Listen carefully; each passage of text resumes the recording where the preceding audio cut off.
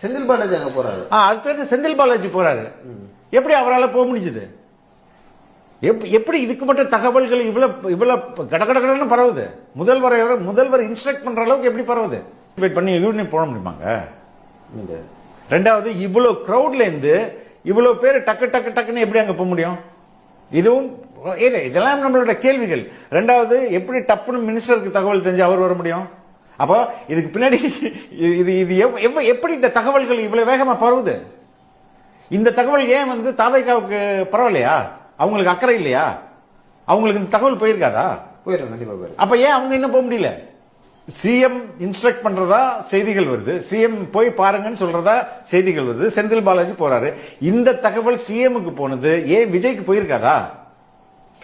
டைரக்டா செந்தில் பாலாஜி பாத்துருக்கலாமா? அதான் இதுங்க, அப்படி ஒரு சம்பவம் நடக்குதுன்னா செந்தில் பாலாஜி நிறைய போய் பார்க்க போறேன்.